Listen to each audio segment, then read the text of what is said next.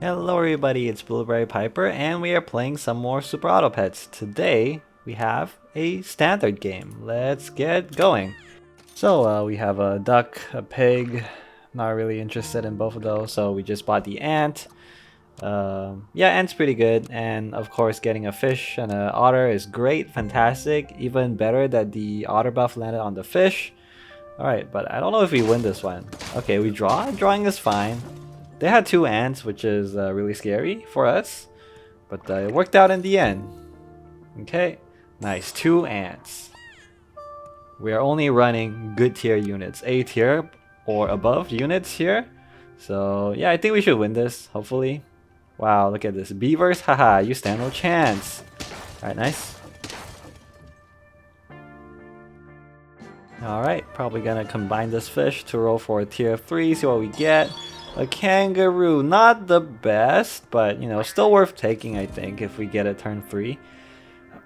Because if you can find something that, like a spider or something, that activates twice, then the kangaroo is a guaranteed 5-6, right?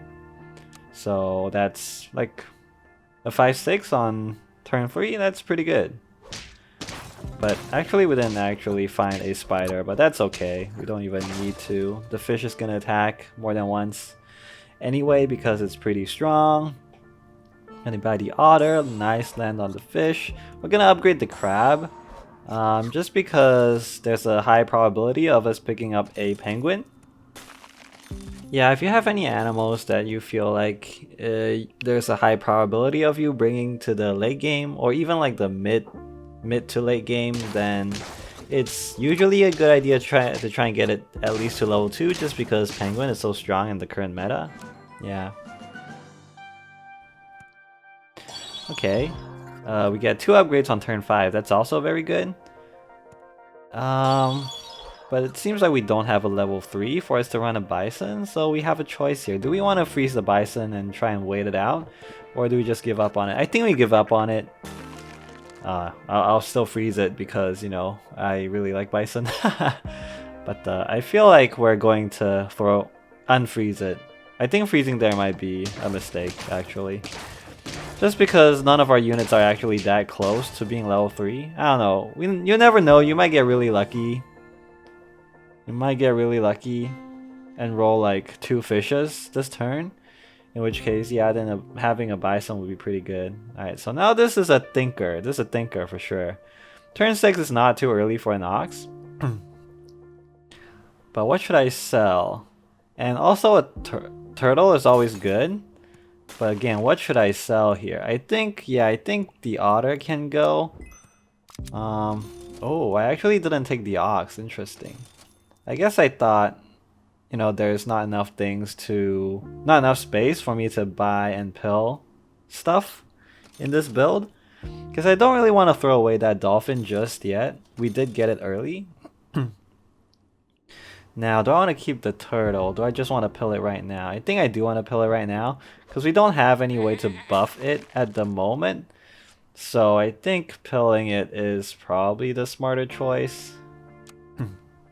The alternative is just to hold on to it and try to level it up and hope that we find some scaling for it for the later game, but I think killing it is better. And lucky for us, we got a sheep. Yeah, it's great if you just need some tempo to buy a sheep and put it at the end, because it's a survivor. It's a survivor. Counters badgers as we have seen just now. Okay. Turn 7, we're gonna be looking for penguins. A skunk is pretty good, but it's not like it's late game material, skunk. But it doesn't really help us out that much right now, you know? It helped us out quite a lot this turn at least, because that badger was gonna do strong work on us, on our team. There you go, there's a penguin. But what do I sell for it? Probably the dolphin. Either the dolphin or the kangaroo, I would say. Alright, I'll sell the dolphin. Because I feel like the fact that I already have a skunk, it kind of fills the same role as a dolphin, I think. Mainly that it's like a disruptor. But I guess a dolphin targets the weakest animal, whereas the Skunk target's the strongest, so they have different targets. So it's not that bad to run both of them. Alright, you know this is going on the penguin. Yeah, don't even think about putting this on the fish, man. That's low impact. We're looking for high impact chocolates. Even though technically there is no impact to that chocolate so far. Because, you know, the penguin isn't actually level 2 yet, so there's no actual change. It's like an apple, but we are gonna roll another chocolate. And it's gonna be great. And we're gonna level up. Okay, we lose this one.